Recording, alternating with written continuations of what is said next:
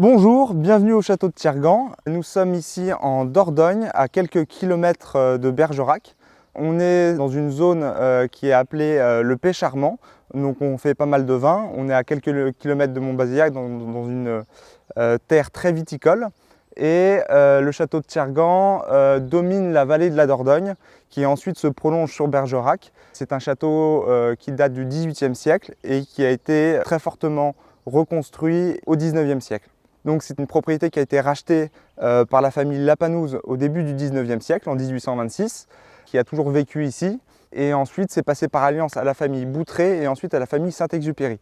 C'est donc une famille qui a marqué cette maison, puisqu'ils sont restés ici pendant presque 200 ans. Et je viens de reprendre ce château il y a un peu plus d'un mois, donc pour l'ouvrir au public pour la première fois de son histoire. Donc je vous invite à me suivre et à découvrir certaines pièces du château et du domaine. Donc on va rentrer sous le porche. Donc c'est une caractéristique de Thiergans, c'est que ça a été construit par un architecte qui s'appelle Louis Garros, qui a fait beaucoup de choses dans la région du Bordelais et du Biterrois, et qui a une inspiration assez néo-gothique anglaise. Et donc on retrouve finalement des éléments d'architecture qu'on aurait plus tendance à retrouver en Angleterre. Et donc ce qui est un peu le cas de ce dôme, qui est assez étonnant, qui permet tout de suite d'impressionner le visiteur quand il arrive au château.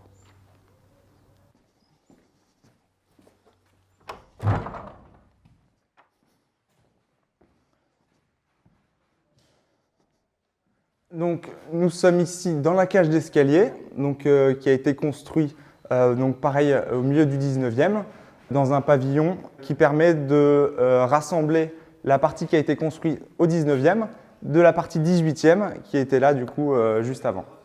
Donc il y a ce système de grande enfilade de salons avec la salle à manger, le petit salon à musique et ensuite un enchevêtrement de petites pièces. Tout ça desservi par un grand couloir de service que nous allons voir juste après.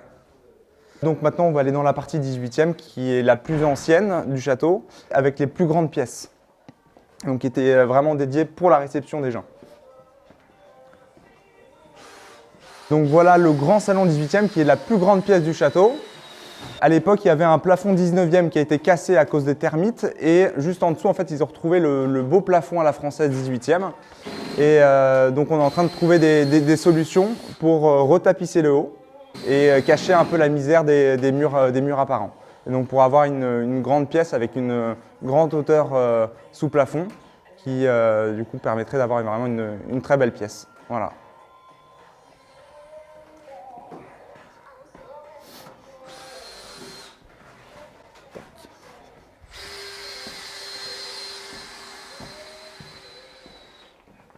Donc ici, on va bien voir la différence finalement entre le plafond La Française qui était juste au-dessus et le plafond 19e qui est juste ici. Donc il y a un plafond en plâtre fait sur latis. Et donc l'idée, c'est quand même de laisser, parce que le plafond 18e est vraiment magnifique, c'est de le laisser apparent et de trouver une solution du coup pour habiller les murs. Et du coup, c'est pour ça qu'on retapisse et pour vraiment avoir cette continuité jusqu'au plafond.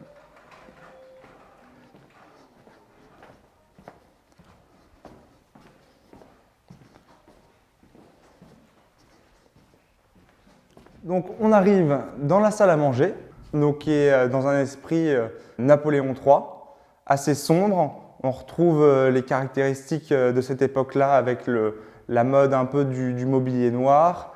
On a des tons rouges, voilà, des espèces de guirlandes de fleurs, des décors de peinture qui sont assez beaux au-dessus des boiseries des portes.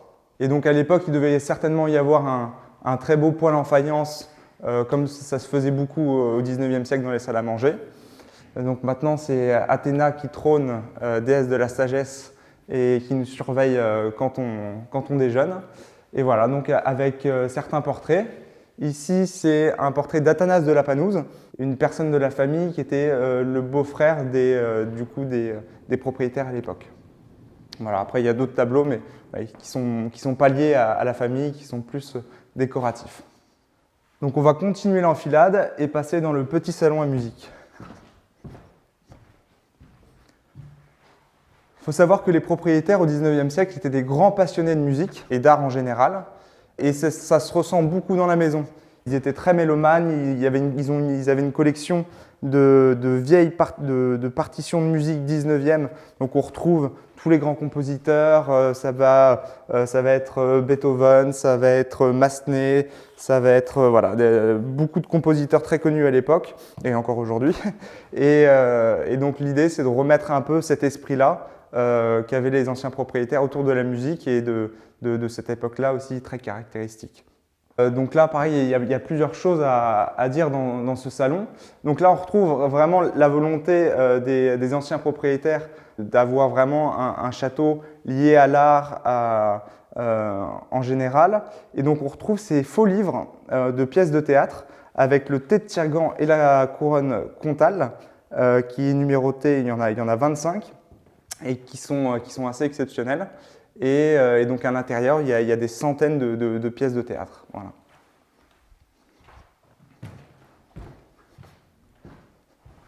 Donc là, on est vraiment passé dans les plus grandes pièces du château. Le pavillon 18e, ensuite l'enfilade de pièces de salle à manger et de salon. Et après, on va passer dans des plus petites pièces, un peu plus intimistes, un peu plus restreints. Donc là, voilà, donc, il y a toujours le même principe, une petite cheminée, un petit secrétaire.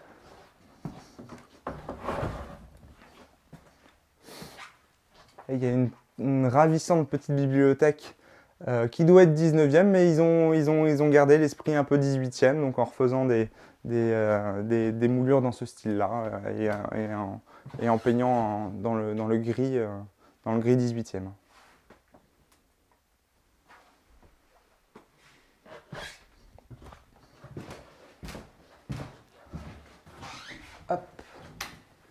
Et donc on va passer à l'étage par ce petit escalier du milieu qui coupe la façade en deux.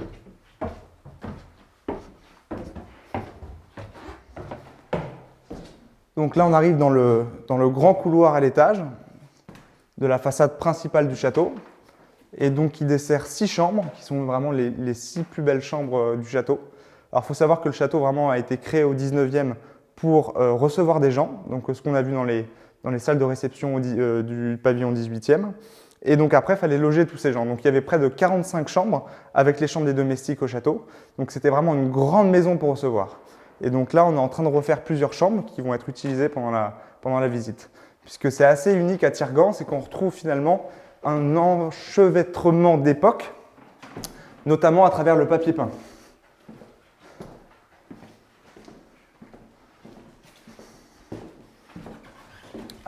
Et donc là, on va rentrer dans la plus grande chambre du château. Bonjour Pascal. Bonjour. Tout va bien? Oui, très bien. Donc Pascal Collin, qui est notre tapissier, qui nous suit depuis très longtemps et donc qui retapisse cette pièce. Donc il y avait un papier peint qui était assez joli, mais qui était un peu fade. Et l'idée, c'était vraiment de mettre en valeur cette grande pièce.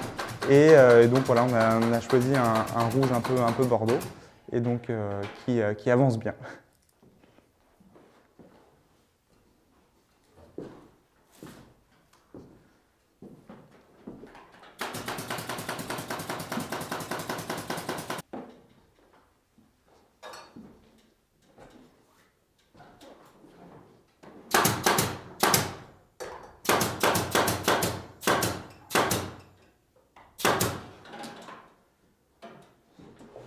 Donc voilà, la plus grande chambre du château, et puis donc on va continuer et on va arriver à l'étage du coup de la cage d'escalier.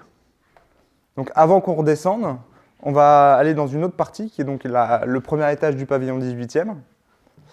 Donc là c'est vraiment les travaux, parce qu'on est en train de ressortir tous les vieux rideaux qui étaient stockés depuis le 19e siècle, et on essaye justement de comprendre où est-ce que les rideaux allaient, pour essayer de retrouver l'atmosphère qu'avait cette maison à la fin du 19e. Et donc on va dans une partie qui a été aménagée en appartement, donc pareil, donc à la fin du 19e, et qui n'a pas été habitée depuis la fin des années 30. Donc il y a vraiment une ambiance dans son jus. Donc on voit que c'est un peu délabré, il y a beaucoup de parties. Et donc c'est cette partie-là qu'on va essayer d'accentuer lors de notre visite cet été. Et donc là, il y aura une petite femme de chambre qui va prendre les gens et les faire passer dans ces différentes pièces, donc avec une atmosphère un peu tamisée, donc avec les volets fermés, une petite ambiance lumineuse. Et l'idée, c'est qu'ils rentrent en fait dans un appartement comme si rien n'avait bougé depuis 50 ans, quoi.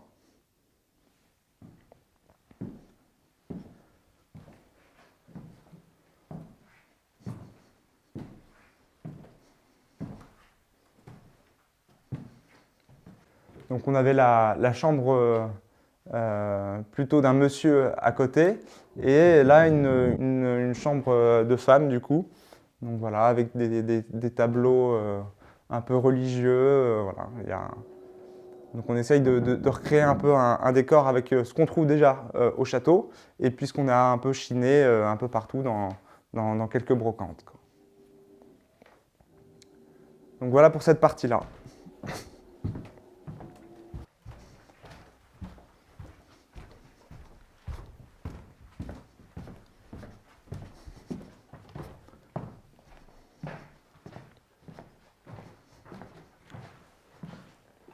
Donc là, on a fait le tour des pièces les plus importantes du château, que ce soit à l'étage ou au rez-de-chaussée. Et donc là, on va passer à l'extérieur pour qu'on ait une vue d'ensemble un peu plus sympa, parce qu'il y a un très beau jardin, voilà, avec des rosiers sur les façades. Et donc, on va voir ça tout de suite.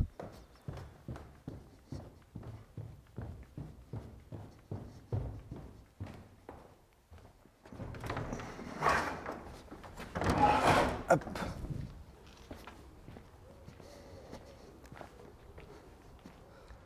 Donc il y a 3 terrasses à Tiergan. Il y a la terrasse la plus ancienne, qui est la terrasse 18e, donc avec le pavillon qu'on a vu tout à l'heure, qui avait son pendant à l'époque et qui a été détruit à la Révolution. Et voilà, la deuxième terrasse principale maintenant du château, donc avec cette façade-là, avec tous ces rosiers qui sont accrochés au mur, qui donne un côté tout à fait romantique et agréable comme maison. Et donc là, le jardin, j'ai un peu honte, le jardin n'est pas entretenu parce que je me suis fait un peu dépasser et comme j'ai repris le château il y a un peu moins d'un mois, faut que je rachète tout le matériel nécessaire pour l'entretien. Donc ça prend un peu de temps et j'ai aussi que 2 mois pour ouvrir le château au public. Donc c'est un défi assez important. Donc voilà, je vous montre un jardin qui n'est pas du tout entretenu mais qui le sera cet été et ça sera au cordeau.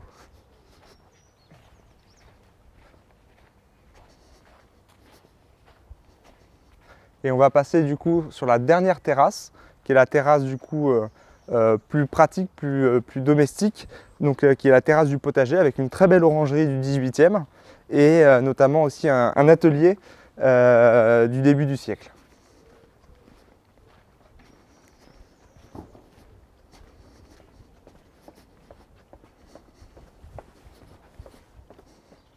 Donc la partie potager, donc pareil avec des herbes très hautes, on va faire les foins au mois de juin.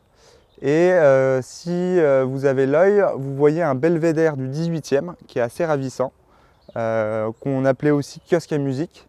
Et donc là, on est dans la représentation vraiment typique du 18e avec un beau belvédère, avec des visages sur chaque encadrement et qui donne donc sur la vallée de la Dordogne avec un très beau château qui appartenait aussi dans la même famille à l'époque, qui est le château de Pile. Voilà. Et donc l'orangerie, qui a été aménagée aussi au 19e pour en faire une chapelle, donc dans la dernière partie. Et tout le reste, ils l'ont conservé du coup en partie pratique pour l'orangerie.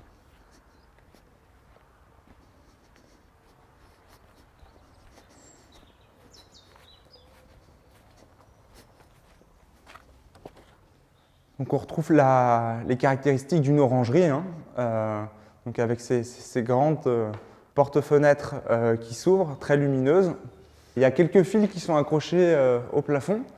Donc ça, on s'est pendant longtemps posé la question à quoi ça pouvait servir, puisque dans une orangerie, généralement, c'était assez rare de trouver ce genre de choses.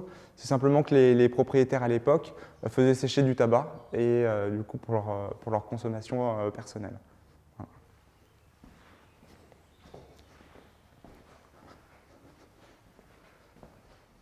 Et donc là, on arrive dans un atelier qui est assez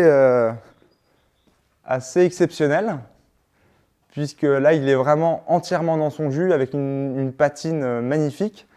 Et donc avec toutes ces machines, il y a la petite forge, un bel établi, il y a toutes ces machines du coup qui fonctionnent par un système de courroies qui fonctionne. Donc c'est assez extraordinaire de voir tout ça en route, alors que ça a plus de 100 ans, quoi.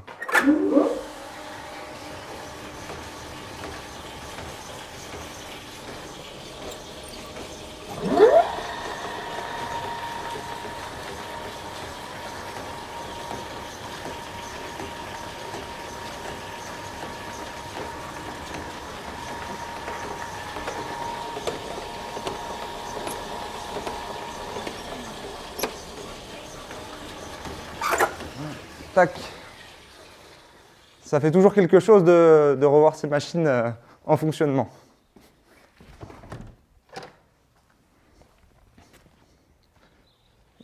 Et donc là, on va passer dans une petite cour qui est aussi ravissante, donc avec les rosiers sur les murs. Et donc ça, cette cour-là s'appelait la cour des autruches. Ça s'appelait la cour des autruches parce qu'à l'époque, au 19e, c'était aussi la mode d'avoir des plumes d'autruche dans les intérieurs de châteaux. Alors je raconte peut-être des bêtises, mais en tout cas c'est ce qu'on m'a dit.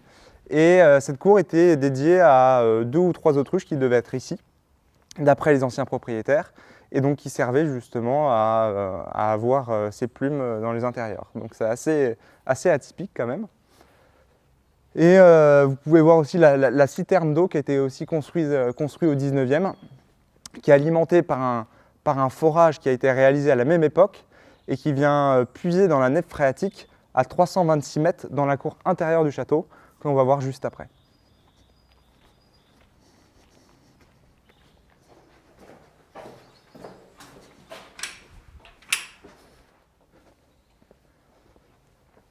Et donc voilà, nous rentrons dans la cour intérieure du château, la cour principale, avec 3 magnifiques platanes. Et donc une cour qui est divisée en 2 parties. La partie maison de maître, donc ce qu'on a visité tout à l'heure, et la partie commun, donc avec les écuries, la remise à calèche, le garage, la sellerie et le bûcher. Voilà. Et donc avec les appartements domestiques juste au-dessus.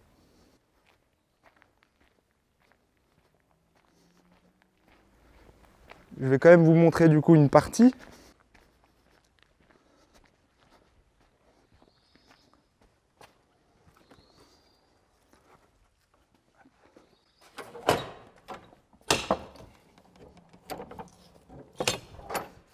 Bon, c'est un peu en travaux, ça sert d'atelier pour l'instant. Mais voilà, on retrouve un peu l'âme des écuries qu'il y avait à l'époque. Alors malheureusement, ça a été enlevé puisque à une certaine époque, voilà, les écuries n'avaient plus l'utilité qu'elles pouvaient avoir à l'époque. Et donc à terme, le but, c'est de les réhabiliter, de faire là, ici, il y avait 4 stalles et un box de chaque côté. Voilà. Donc ça faisait quand même une belle écurie. Et donc on retrouve encore les vieilles plaques de chevaux, émirs, mandarins, bonhommes, voilà, qui donnent une certaine atmosphère quand même.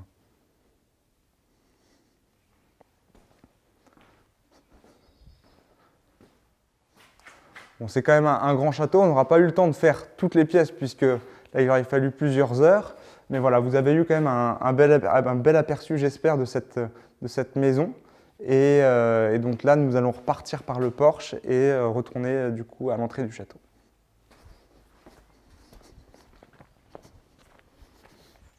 Donc la boucle est bouclée, nous avons fait un beau petit tour du château, que ce soit des rez-de-chaussée, de l'étage et de l'extérieur.